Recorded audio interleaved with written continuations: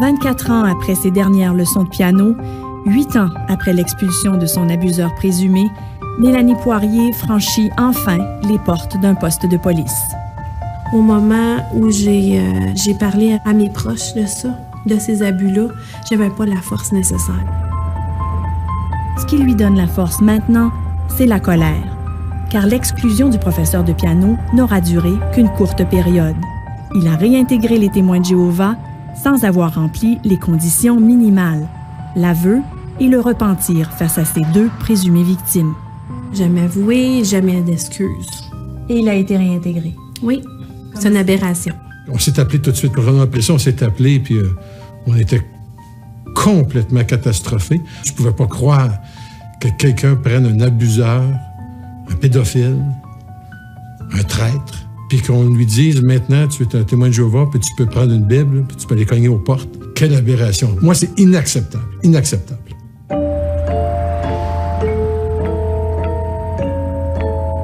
Il cogne effectivement aux portes les samedis matins, nous l'avons constaté. Et il nie toujours avoir agressé Mélanie Poirier. Il refuse de répondre à nos questions. Comme les dénonciations sont rares, les condamnations criminelles de Jéhovah pédophiles le sont aussi. Nous en avons identifié 2 au Québec, dont celle de Marcel Simonin, un ancien de Châteauguay, condamné pour des agressions sur une jeune fille de 11 ans. Marcel Simonin a perdu ses privilèges d'ancien, mais il n'a jamais été exclu des Jéhovah, malgré son dossier criminel.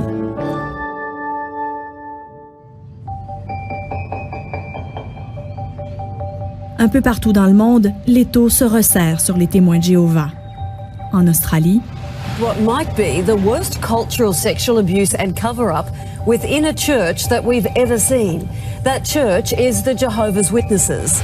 Une commission royale d'enquête déterre 1006 cas d'abus sexuels présumés dans les dossiers des témoins de Jéhovah. Combien avaient été rapportés à la police? Not one was reported by the church to secular authorities. Vous avez bien compris. Aucun signalement sur 1006 cas. Et des Jéhovah qui se défendent plutôt mal. What ability have we got to protect every child in Australia? What you can do is you can report to the Child Protection Authorities. And that is done in some cases. But generally it's not done, is it? No. Conclusion de la Commission royale rendue publique cette semaine, les Jéhovah ne protègent pas leurs propres enfants, et ceux des autres non plus, à cause du risque de récidive des pédophiles impunis.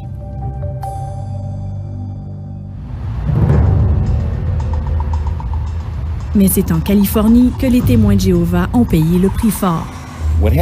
C'est ici que pour la première fois au monde, un jury a déterminé que Watchtower avait consciemment négligé les droits d'un enfant et sa sécurité.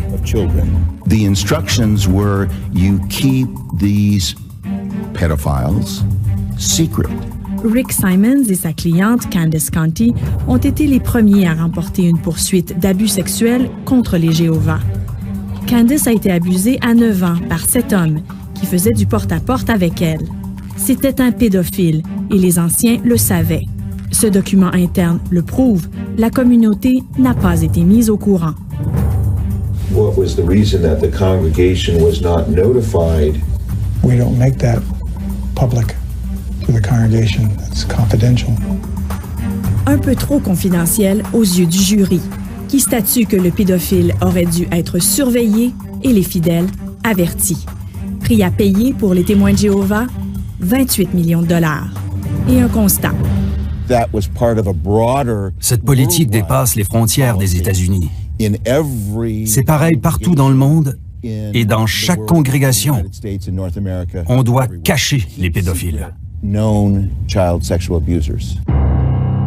secret, les témoins de Jéhovah sont prêts à payer cher pour le préserver.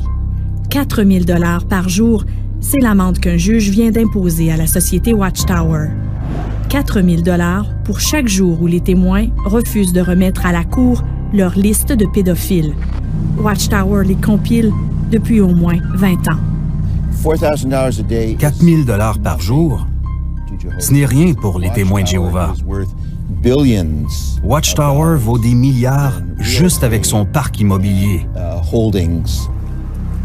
Cette liste de pédophiles est au cœur de 2 poursuites californiennes et elle pourrait en susciter des dizaines d'autres. Quant aux 28 millions de Candace County, ils ont fondu à 3 millions. En appel, la Cour a statué que les Jéhovah n'avaient pas l'obligation d'avertir les fidèles. Est-ce que c'est raisonnable d'exiger qu'on avertisse chaque congrégation? Les témoins ne se mélangent pas au reste de la société. La religion, c'est toute leur vie. Et donc, il est raisonnable d'avertir les parents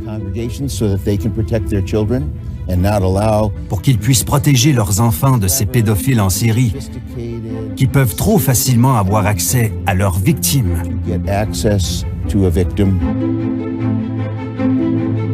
Alors Jéhovah vit que la méchanceté de l'homme était abondante sur la terre. Au Canada, une seule poursuite de ce type s'est rendue à terme. L'ex-témoin Vicky Boer a reçu 5 000 $ pour ses dommages psychologiques. Les témoins sentent peut-être la soupe chaude, car les instructions aux anciens commencent à changer. Les parents seront parfois avertis de la présence d'un prédateur s'il est considéré dangereux. Et depuis le 1er août, une victime n'est plus obligée de confronter son agresseur en personne. C'est un show de boucan en bon québécois. C'est une image qui se donne. La chose la plus importante pour cette corporation-là, c'est leur image. Nous avons contacté le siège social canadien des témoins de Jéhovah en banlieue de Toronto. Ils ont refusé de répondre à nos questions et nous ont référé à leur site Internet. Leur politique empêche un enfant de dire « j'ai été agressé ». Avec des politiques comme celle-là, les témoins de Jéhovah sont devenus dangereux. C'est la parfaite place pour un pédophile pour se cacher. J'ai peur de dire ce mot-là, mais ça peut être un paradis de pédophiles. C'est la facilité. Ce sont eux, ces traîtres-là, ce sont eux, ces abuseurs-là, qui ont sali l'organisation par leurs actions. Ce sont eux qui le font. Moi, je le dis, là, s'il y a des gens qui ont été abusés, c'est pas de salir l'organisation que de parler. Ces gens-là la nettoient. Ils enlèvent dans leur sein des personnes qui sont des traîtres, des abuseurs, des criminels.